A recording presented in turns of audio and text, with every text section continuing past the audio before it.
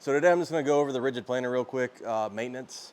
Haven't done anything to this. I just pulled it out of the box and I've been using it for, I don't know, a year and a half now, pretty solid.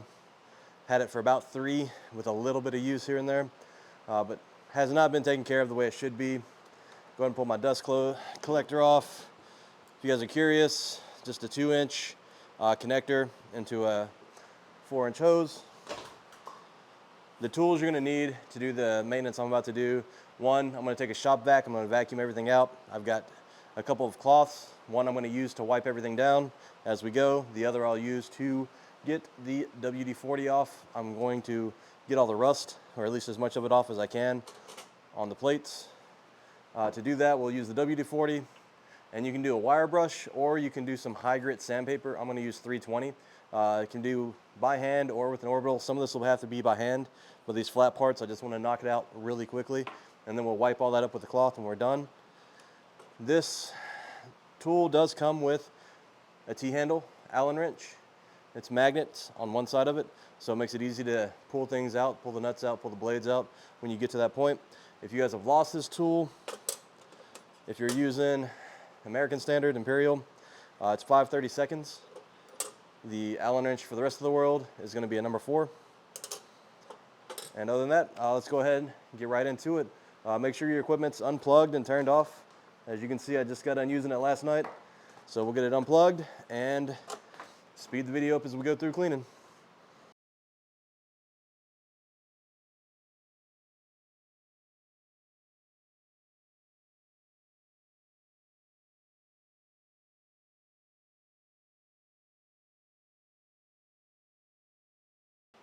All right, so for this part, this is the back cover where your hose feeds out of. We're going to go ahead and pull this off. You've got 2 Allen screws here, and I'm pretty sure that's it. So grab your T-handle.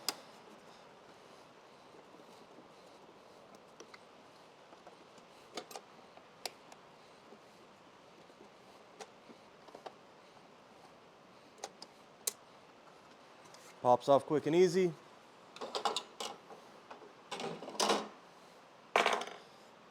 All right, so here you want to be kind of careful. Your blades on your cutter head are sitting right here. They're strapped in with 6 screws. As you can see, I have not done this before on this unit, so we're kind of going together.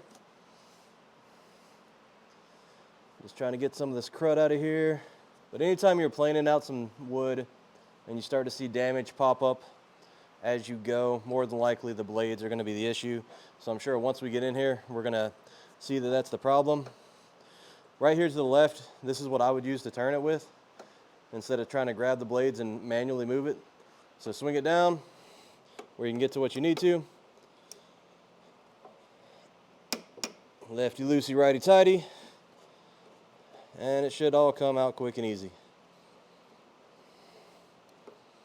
Now I've seen some videos where you can swap this out for a better cutting head. We're not doing that today.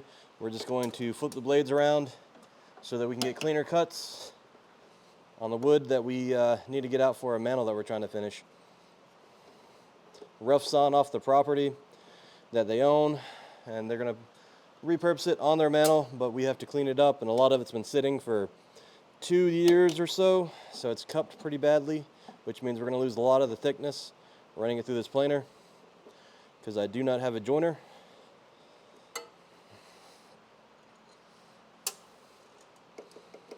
And we're just going to rinse and repeat this process for all of the blades. I'll do a close-up once we're done pulling this first one off.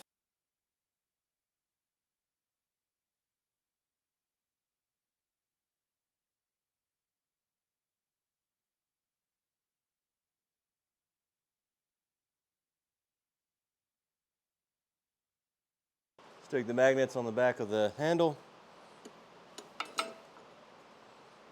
Doesn't want to hold it too well. Goal is to not cut your hand up.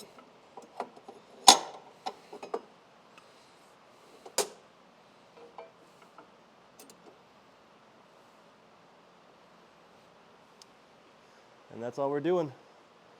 Pulling the blades out. You should have one side that looks pristine, one side that you can see has gotten a little bit of use. Real rusty on mine. This one specifically doesn't look too bad, but if we're swapping them, I'm gonna go ahead and swap both. And you see a little bit of wear and tear here. So we'll just spin it around the other direction and pop it right back in. Touch it on top, on the flat, non-bladed side. I forgot to mention, if you guys look in here, it's got 2 pilot holes or alignment slots. Those will slide right back down so you can't misalign it, but it'll put it right where it needs to be. Same thing on your cover or the locking plate. 2 pilot holes, that way you can make sure you put it right where it needs to be. Everything in place. Now we just toss our screws back in. All right, now that all of our screws are back in, we're gonna go back, we're gonna make sure that we torque them down pretty good, because again, the only thing holding that blade in place are the 2 pilot portions and the plate that sits on top to lock it in. Now we're done with that portion. We've got other blades that we're gonna swap. I'm gonna take a marker right now, and I'm just gonna mark that I've swapped this one by just putting a little line on it. Something I can easily take an expo marker or some alcohol and get off later when we come back to do this again. But for now, that gives us a chance to swap it. Again, use this fan to the left to spin it. That way you're not trying to put your fingers in there and get it caught between. Because you know if you do that, cut your finger, and you go to pull it back, it's just gonna be a real bad night.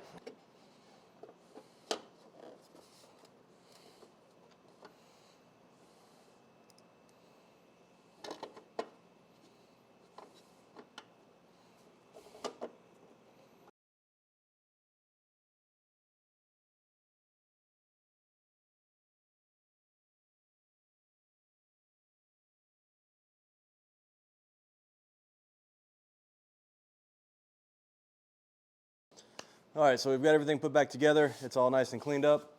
Looks as close as we can get it to how it did when it came out of the box. This is just a protective coating on top, I believe. So do be mindful that if you're sanding it, it may go down to the metal below this. But I don't have any wax with me. Generally what I would do anytime that I clean up my iron tops on the saw stop over there or on any piece of equipment, I'd go back and I put some wax on there. Check my shelf. Apparently I'm out or I lost it. So I'll have to order some more and get that put in. But just like anything else, just rub a little thin coat on there. Makes everything slide smoother and then protects it from the moisture and everything else. If you guys haven't with these rigid planers and you need to balance out your wings with the base, pretty simple. I just get a straight edge when I do it, and I always try to check it once in a while. It's not so much that you're checking for a level as you are checking to make sure that it's nice and flat all the way across, right? Because sometimes these can be a little bit lower or higher.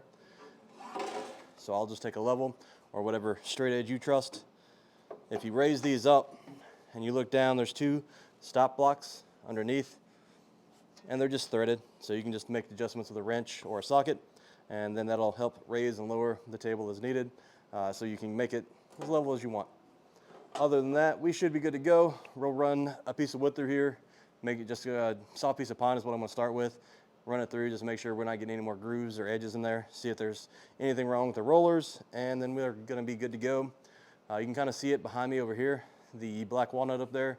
I'm gonna be taking some of that and just running it through here once we make sure that everything's nice and dialed in. If you guys could, like, subscribe. I'm trying to keep this short and sweet. If there's anything else you want to see maintenance-wise or how to do, please leave it in the comments below. Support the channel, support me, and I'll get more content out as quick as I can.